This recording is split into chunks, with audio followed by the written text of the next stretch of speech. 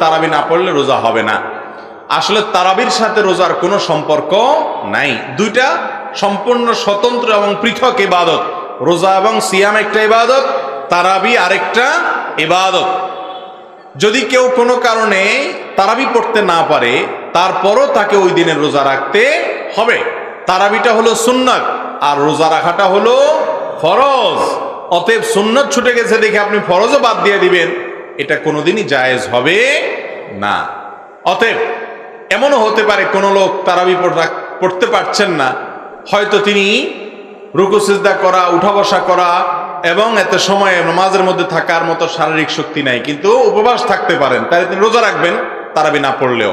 তবে হ্যাঁ, চেষ্টা করা উচিত একজন ইমানদারের, তিনি রমজানের রোজাও রাখবেন আবার তারাবিও পড়বেন, কারণ উভয় ইবাদতই কোরআন এবং হাদিস নির্দেশিত, বিধায় কোনোটাই ছাড়া উচিত না।